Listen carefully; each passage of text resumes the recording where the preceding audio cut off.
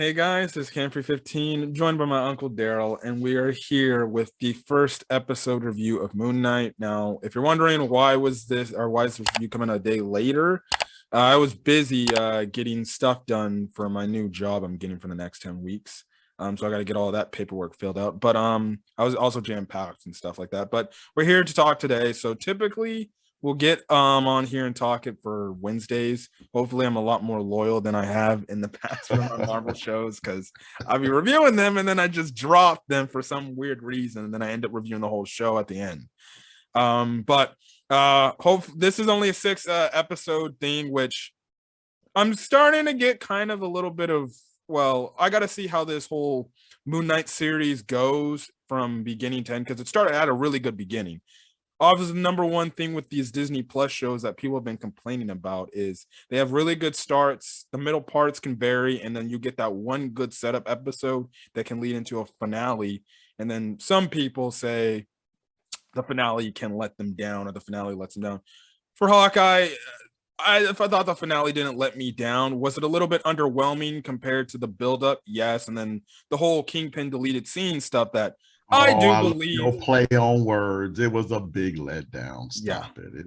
Personally, for me, I still enjoyed it. It was a little bit underwhelming, but I didn't think it was a massive collapse. I still enjoyed it. It wasn't a massive collapse, but they really didn't hit you in the mouth, I'll say, with the conclusion of Hawkeye. I think the problem with that is, for some reason, Marvel Studios are whether this is them or Disney, I don't know who it's coming from, but I think the rest of the Disney Plus shows for Marvel needs to do the WandaVision thing. Have it be like 9 or 10 episodes to fully flesh out these points. Yeah. If you have, like, say for the Hawkeye series, these deleted scenes, I know you're trying to build up on the hype. Everybody knew Kingpin was in the show. You might as well just freaking have it be a shock in one of the earlier episodes, and try to play it up to the second to last episode and stuff like that. But for some reason, the Marvel Disney Plus shows continue to go with 6 episodes. Personally, I think they should make it 9 or 10 like they did with WandaVision. After WandaVision, they just let's stick to 6 episodes. I don't think they can get full story points across unless they do literally 1 hour episodes. Well, I think WandaVision, because it was its first of the set from Marvel Studios. Yeah, I guess they probably wanted to throw out more episodes just to to build that fan base and the intrigue and the excitement over starting these new shows. I get all of that. I also think too, the reason why they had like 10 episodes pretty much is that it ties into literally Doctor Strange 2. That's probably correct. Well, some of these shows we've seen so far, even though like for Hawkeye and Falcon and the Winter Soldier, they're kind of just like introductions to these characters and the roles that they're going to take inside of maybe any future movies or something like that. Correct. Now, for me, the Falcon and the Winter Soldier was a huge disappointment for me. The story was great, but again, it's that underwhelming ending that just has you just like,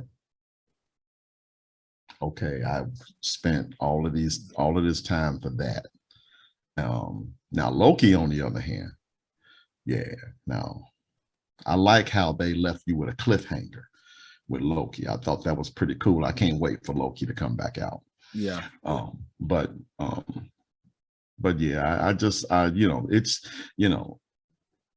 getting into the story really quickly. The series with Boba Fett came out really slow. But at the end, I mean, Disney just went bam, and Boba Fett, that ending for Boba Fett was fantastic for me. Which makes me really interested in the trailer, the one for Obi-Wan. So they seem to be doing some really good things with the Star Wars side, but with the Marvel side, for whatever reason, those endings just haven't fit the bill of what I personally was expecting as a viewer. And before we talk Moon Knight, I think maybe some of it has to do with maybe some fans maybe having crazy high expectations. I kind of relegate it to that. That's Maybe it's just you watch these other people who make all these predictions of what could happen. You get your that's true. expectations too high, and then you end up getting let down. I think that's kind of the stigma. I think most of the shows for Disney Plus for Marvel have been solid. I think the reason why there's a lot of criticism is because maybe people just have too high expectations. We got to remember, like, it isn't like a big budget like Spider-Man No Way Home Correct. film. So Correct. some things And like I gotta admit, the whole Avengers Endgame, the finish to that had fans on this emotional high. Whereas when they decided to go do all these TV shows, they're like, okay, great. Now the TV shows are going to lead in phase 4. The hype just builds and builds and builds and builds. So, and I gotta admit, I'm one of them. You know, I'm one of them. I'm one of those ones that wants to see, you know, these connections that lead into the phase 4 set of movies that Marvel's is trying to put out. So, yeah, it does happen, and I'm pretty sure it's a problem not just with myself, with others as well too.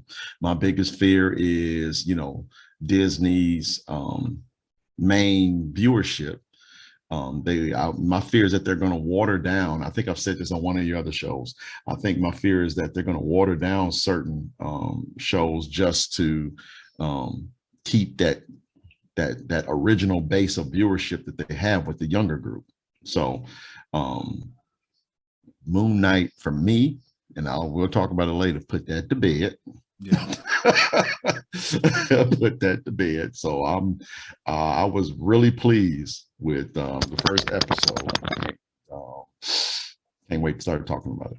Yeah. I personally think this phase is just a build up, like how phase 1 was a build up to all these heroes and stuff like that we saw. Correct. In phase 1. Some of those movies were good, some of those movies weren't, like, eh. Yeah. So I think that's kind of the thing, because you just see it, you know. For example, Spider-Man No Way Home. At the end of Spider-Man No Way Home, it's Spider-Man finally taking up who he truly is. So that builds up his character moving on. You know, Correct. Hawkeye is the setup for Kate Bishop being introduced. Miss Marvel, Correct. the trailer set up for that. You know, I think Correct. phase 4, the reason why it feels not like as high stakes as people want it to be. Most of these films have just been introductions to whatever. I know they said they're not going to do more Avengers films, but whenever the next team up film is, Correct. get to that point. So or even who they really haven't really announced who the main villain is going to be. I mean, everyone knew it was Thanos in the first set. So no one really truly knows. I mean, it's been rumored, you know, Kang the Conqueror, Galactus. It's been rumored all these different villains that are coming about, but no one can actually say for sure.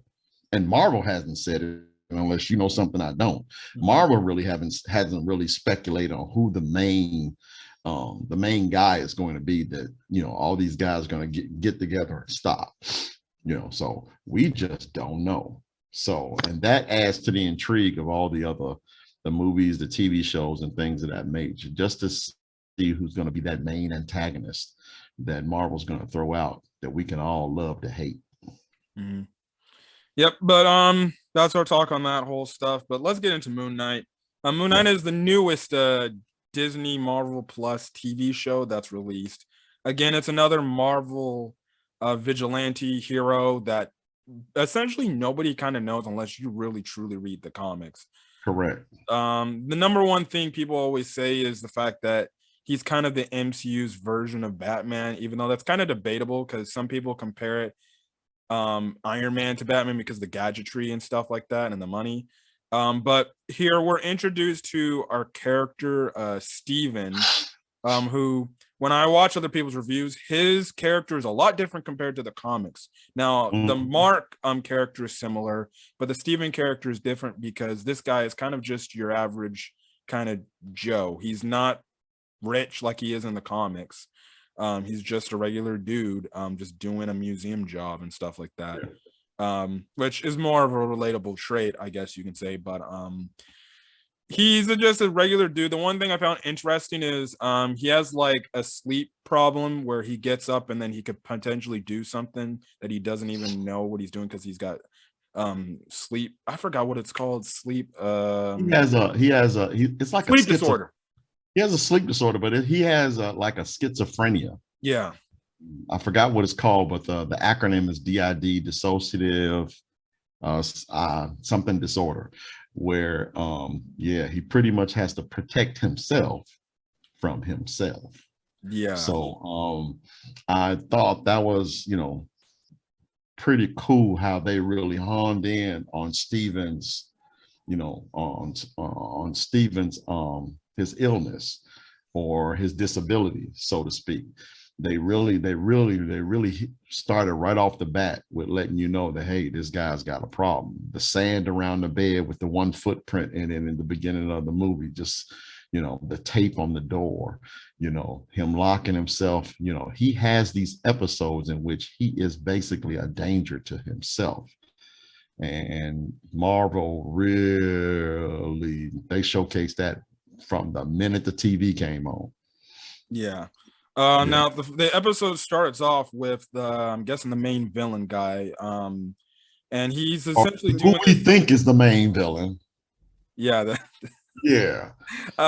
He's doing this thing, and I watched and I was like, what the heck is this? Yeah, me too. I was just like, man, what is this dude doing? This dude crazy. Yeah. And then he gets like this glass, and then he breaks it, wraps it up, and then he like puts it in his sandals. And from what I heard the other reviews, it's like to make sure he like can keep control of his power and stuff like that, his judgment like power. Yeah. And I saw at least he drank the vodka first. Yep. It's not like, he didn't. I was thinking he was gonna throw it over his shoulder and then do something with the glass, but at least he drank it, way to make sure that we, keep the vodka where it needs to go. You know what I mean? Yeah. And then he when he put the freaking glass in his sandals and he just put his foot in there, I'm like, don't tell me that's like freaking Oscar Isaac's Moon Knight doing that, because then that's crazy. What the heck is this guy doing to himself? But then it's not him.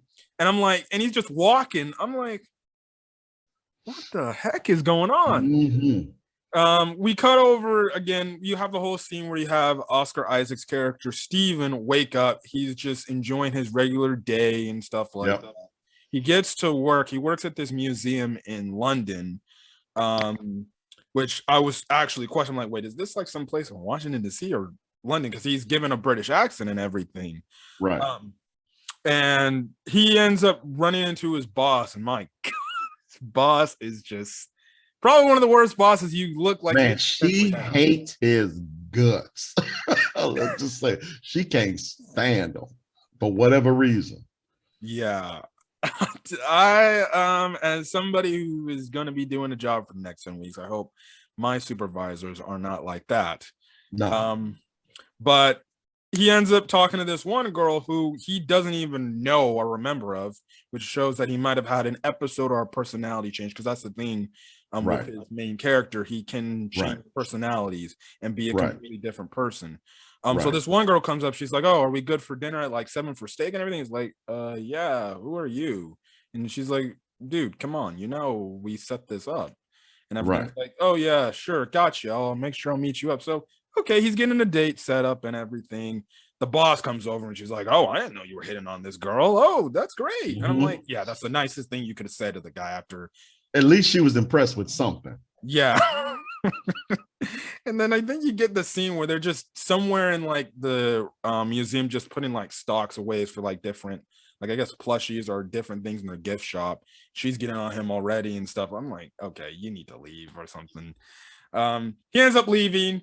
He then talks to this like statue, and it goes to show he's kind of a loner and everything, and he's just kind of just dude that keeps to himself. You know that it wasn't really a statue.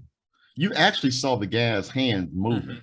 Yeah, it was moving. So I honestly thought that when the conversation was over, the guy was, the statue guy was like, oh God, yes, thank you, he's gone. I thought they were going to do something like that, because he just can't seem to find anyone to connect with. Yeah. So, but at least, he stays true to who he is throughout the entire first part of the movie. Oscar did a really good job of playing that sniveling, whiny weakling, which is obviously the contrast to what the hero is. Yeah. So I really like how they set you up, and then all of a sudden, bam, he just blacks out again, and here he is, what looked to be like Italy. Yeah. Yeah. But heck, even before that, that's when Before that, go ahead, yeah. hear the voice of the main. I think the voice of Moon Knight or one of his Moon personnel Knight, trying to talk to him, Moon, and then you see that correct, bird-looking creature coming after him, and he's right. obviously freaked out, and he's like, "What the heck is this?" That's not nothing that we've heard. That's similar to what Venom was. Mm-hmm. Venom, you hear Eddie Brock, you Eddie Brock and it was actually the same voice almost. What is this guy? What are you doing? Don't give him that, that kind of stuff. So Yeah. that's what gave I thought that was pretty, it wasn't original, I thought. I mean, they could have probably used a different voice, but but that's the first thing I thought about. Yeah. And then the kind of the department in the museum he works around is like the Egyptian gods and stuff like that. And he points it Correct. to his boss. There's like, wait, there's supposed to be like 6 or 7 gods on this thing. Why is there Supposed to be 9? 6. There's 7 on this picture, but there's really 6. And I guess she was just trying to let her know that, hey, before we put this out, maybe we should just, do the research and let them know that this picture is absolutely wrong. Well, obviously she can't stand them. So she just like, man, just shut up and do your work. You're not supposed to be fooling around with that anyway. Come scan these little Teletubbies and, just scan these little Pokemon and just come on, man, leave that stuff alone. Stop trying to do stuff you're not responsible for. Yeah. Yeah. So you get that whole thing where he falls asleep. Then that's when you get the whole thing. He wakes up in a whole nother country. Mummy wakes up. I freaking Did he fall asleep? Oh, I thought he was supposed to go to sleep. And that's yeah. He was doing was he was trying to stay up. Correct. And he was like using this remedy thing, like ways to stay up and everything. Like correct, reading the Rubik's Cube, potentially that kind of stuff. Right. He was studying on those 6 gods, and you actually see the book that he's reading. So he's actually going through each one just to make sure that is it 7 or is it 6 and things of that nature. So I'm pretty sure that we're going to come across that later on in the movie. I mean, later on in the TV show, and then all of a sudden, bam. He's bleeding from the mouth. He's in the village, and you don't know how he got there. And again, that boom, it just adds to the intrigue of, just what is going on with this guy, man. He's in London one day, and the next thing you know, he's in a small village in what looks like to be Italy. Yeah. Oh, I was just like, whoa. Did he just like teleport? So. So what's going on? And I don't know. Yeah.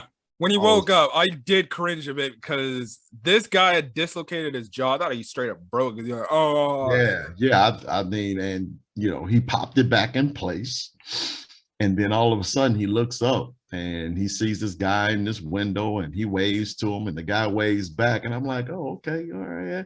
Then another guy comes out the window, looks at this guy that's up in the window with, what are you doing? And then they start shooting him. Yep. I'm like, what the heck is going on now? Now, one thing I will tell you that Hollywood never can get right is a bad guy that can actually shoot. Yeah. Bad guys just can't shoot for whatever reason in Hollywood. So this guy, he seems to be looks like a P90 automatic weapon, and he points it at him. And Steven is just standing right there doing this. They miss him. And you're like, this guy's just so inexperienced. How is they not hitting him? So anyway, he runs into the village, and then all of a sudden he sees what we believe at this moment is the main antagonist. So Mr. Glass and the Slippers. I forgot. I should have looked up what his name was. But I think he's carrying I think he said he's carrying like the power of the gods, like some dude, I think Omelet. Yeah, he's like some shaman. Yeah. And this guy does this weird thing. He huddles up like the people of this village, and he calls them like his followers and everything. And what he does is he brings somebody up, and he's like, so does anybody care to be judged? And he has Correct. like this weight on his wrist. Essentially, he asked this one guy to come up. Scales. The scales. That's right. Yeah, he has this one guy come up. He puts like his little, I guess you can say his little cane with these two crocodile heads on it, lets Correct. it go, back and forth. At the same Right. time, on his arm, the scale is bouncing up to tell, like, oh, did you do something good, or are you like going to be judged? Or I guess you can say, are you going to be like good to go to heaven or something like that, or good to Something go like that. to hell or something? Religious stuff right there. Right. And this guy, he passes and he's like good. And I'm like, He's okay, good. yeah, sure. You look good. I'm gonna give you a hug, but the scale, it moved a little bit, and Steven saw it, so he's intrigued with what's going on with this tattoo on his arm. So lo and behold, another one that comes up, old lady, and she's like, "I'm very good. I'm very good." He's like, "We will see." So he does the same thing, and then all of a sudden the scales start turning red. So obviously that's not a good thing because, and that's what he told her. He was like, "Well, I'm sorry. There's nothing I can do. You're not as good as, you claim to be." And obviously at that particular point, he siphons her life force. That's what I thought he did. He siphoned her life force, and then she was gone. Yeah, literally turned into like a mummy. Right. She did. She literally turned into a mummy. She just fell out right there. So that's when Stephen comes along, and well, no, it was one of his henchmen came up and said he got away or something like that. Yeah. So he said something to the crowd bowed. Stephen didn't. He was like, "Oh, bollocks," and didn't, and he just stood there. So that's when they knew he was right there. Mm-hmm. So they asked he just said, "Give it to me." And obviously Stephen didn't know what he was talking about. He was like, "Give me the scarab." He didn't know. So he just started looking in his pocket, found this gold scarab in his hand. And that's when the voice came and said, "Don't give it to him." Don't give it to him. And the boys would not let him give up that scarab. And then from there, that's when the action just started going bang, bang, bang, bang, bang. So the part where I was just like, okay, Disney is not doing this kitty stuff, is when he phased back in, and his hand is completely bloody. And the scarab is still in his hand, and all these guys are just sitting around. Blood's on the wall, blood's in the street. These guys just sitting there, and they're just bleeding, and they're out. Yeah. So whoever the shaman is, he did say his name though, but it wasn't like John Brown or something like that. It was like it sounded like some type of ancient Egyptian name. Mm-hmm. So but sounds like he's a really good antagonist so far. Will he be the main antagonist? Not sure, but yeah, I liked it already. Yeah. So. I feel like these like episodes where he knocks out and then he comes back in, we're probably gonna get like maybe some sort of flashback to see like what actually transpired. Right. And that stuff, because they're clearly building up. They're hiding that for a reason. Correct. Like that. Now, if they don't, maybe that's like, oh, Disney not wanting to show you like how bad that brutal beatdown was, because that was a lot of blood. Yeah. But after this scene, and you're probably right. But at the same time, it was still pretty cool to see the blood that close up. Yeah. For the viewer to be like, "Oh, wow, they're doing that now. Just wait and see what 2 through 6 might look like." Yeah. So now just a little bit more of a backstory on Moon Knight. Now keep in mind, it wasn't just 2 personalities. He has a total of 3. Mm-hmm. So I'm wondering if they're going to do that 3rd one moving forward. So, but I did like the phasing in, phasing out, to the point whereas It's really interesting to see the different personalities that Moon Knight has. Yeah. So he gets out of that episode. He's just like, Correct. oh, what the heck happened? He sees all this blood on his hand with the Yep. scarab right then and there. And then you just have this gang load of this village just be like, you just killed that guy. Yeah, it's like, all like I don't know if you remember, but remember it was like in the original Mummy with Brendan Fraser, how the mummy just took over the village, and all the people in the village just start going after the hero. It gave me that kind of feel. Now, and then Stephen was able to get inside this cupcake truck and drive away. He beat up a guy with a cupcake, which I thought was pretty hilarious. And the guy was trying to kill him with a gun. He phased out. Next thing you know, the gun is in his hand. And the guy's in the back with a bullet hole in his head, blood just coming out of his head. And then the guy with the bullet hole just falls out of the vehicle. I thought that was cool. To me, that just did not scream Disney, man. yeah. It just didn't scream Disney. So I did enjoy that. So now we have this chase, and Steven is basically running for his life. Yeah, he has this just constant chase scene where he's just going in and out, in and out, in and out. In and out, in and out. Yep. But eventually he gets away. He has this whole thing and then he ends up waking back up. He's at home. He's back in his bed too. Yep. In his bed too.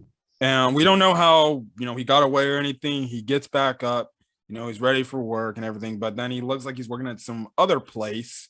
Correct. And then, which more than likely is one of his different personalities that took over his body for a slight time.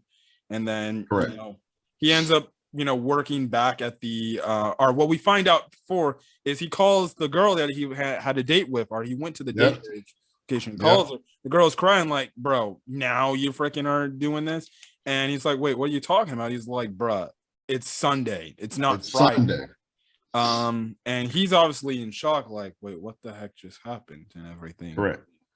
So it just further cuts in the episode. He gets back to the museum, and before that, if you notice, Stephen is a vegetarian, but he is so distraught by the lady just so upset with him, he actually decides to ask for meat. I thought that was pretty intriguing. Yeah. So, he was really upset about that. So, because he was really looking forward to having a girlfriend. And so, now he's at the museum, back at the museum. Yep. He sees like this one person walk into like this Egyptian like area or exhibit. He walks back there, and lo and behold, dude is there with the judgment scale on his wrist, tattoo guy. Yep. He's got his whole army, right? Well, not his whole army, but he's got his boys up in there just watching the exit so he can't escape and everything. And the reason why I think it was the same place that he works at, because when he came in, he asked that same security guard for assistance. Yeah. And the security guard, same thing, no, I'm good, whatever. And I remember, because he saw him on the bus. Right. And then he runs into there. Came in, the lady who hates him came in. He's just like, wait a minute, hold on one second. Let me try to take care of this real quick. So I think it's the same museum. I guess I'm assuming he was just in a different area of it when he saw the sick cane scale on the arm guy. Yeah. So he gets there, and also I think even before he even gets to the museum in this scene, he's having that interaction with the I guess that the Moon Knight god or something like that that's chasing him in the hallway, which was a crazy scene. Right. He's thinking he's seeing like this freaking Moon Knight bird looking creature walk to him with his staff and everything. And he's like, oh, and then he's in one old lady, which I found so hilarious. The old lady was like, what the fuck? And she was quickly trying to get him out of that elevator. And he's like, wait, are we back on the 5th floor? She's like, yes. And yeah. I'm just here visiting my friend.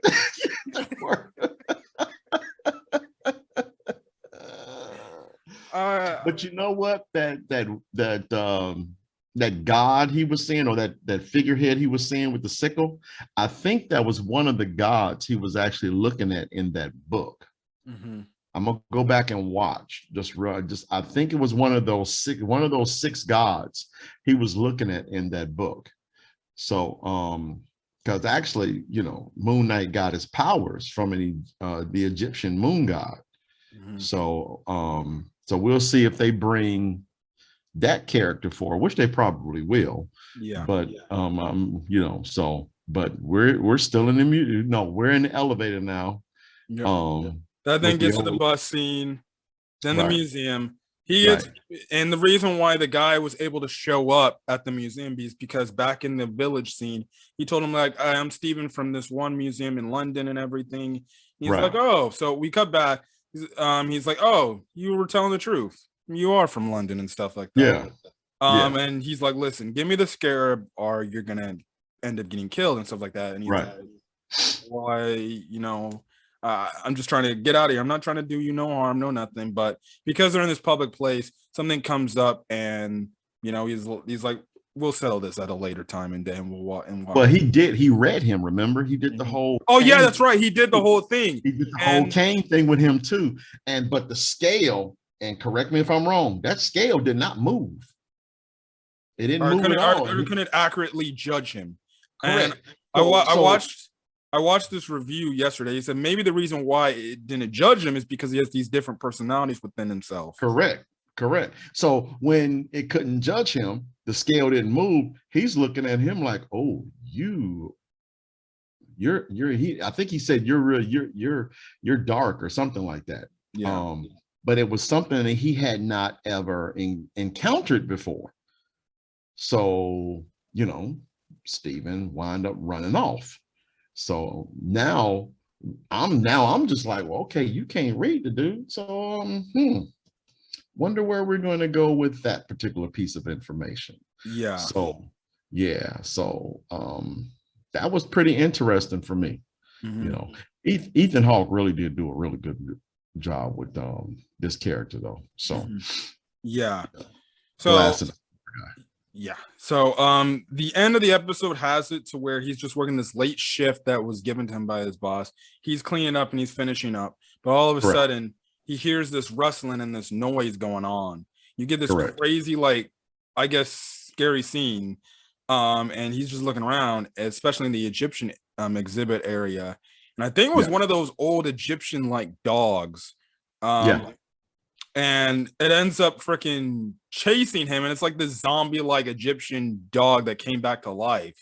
And I'm like, oh my goodness, this is crazy. He gets in this bathroom area, and then you get this great scene where like the mirror version of themselves like, "Hey, let me get in control, Steven. Let me get in control, and I'll help you and I'll save you." And everything. And he's like, "But who are you?" Correct. And that's when we get introduced to Mark Spector. And if you notice, Mark Spector does not have a British accent. So now you have two of the same character, and he's just like, "Hey, let me do it. Let me do it. I can take care of this. I can handle it. Just let me do it. Trust me," and things of that nature. And that's when it happened, man. And when he did, and you see it, and then you actually see a part where the dog is trying to run away now. And the kid pulls him back into the bathroom, and then all of a sudden but before all of that, you see he's changing, and then all of a sudden it just breaks away. You see the dog trying to run away. The dog gets pulled back into the bathroom, and then that's all of a sudden you see Moon Knight. And I gotta admit, man, I stood up out of my seat and I went, "Whoa!" Yep. And I mean, I'm 55 years old with heart issues, man. I shouldn't have been doing no stuff like that. So I was really excited. And when he turned his head, you see that one eye.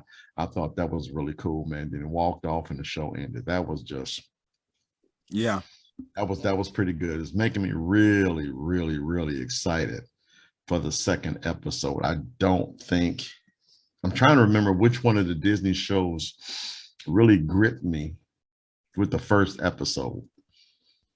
I don't think one of them really did that for me. Yeah, it was a really good first episode. Definitely intrigued to see where this is gonna go next week. But we'll be back next week to discuss episode 2. But I thought this Yeah. was a great, solid start. Hopefully Yes. they give a lot of time for these episodes to let the story flesh out and develop. So I guess people don't end up getting another underwhelming ending. But so far, a great start for Moon Knight. Definitely intrigued Correct. to see where this is gonna go. So yeah, but anyways, we're gonna get out of here because we've been here long enough. So I'm gonna get out of here. Leave a like button or hit that like button if you like this video. Put it in the comment section, your thoughts on Moon Knight. I'm in its first episode, as well as hit the subscribe button if you want to get more Moon Knight content, as well as any other content I'm uploading to the channel. Like for anime, spring of anime 2022, I'll get as much as I can get up to that, which is coming out next week, and stuff like that. And again, like I said, hit that subscribe button because we're only 3 subscribers away from 200. So good. But anyways, we're gonna get it for again, this is my Uncle Daryl. Yep. This is for 15. Anyways, we're gonna get out of here. Catch you guys next week for Moon Knight episode 2 review. Till then, guys, peace. Later.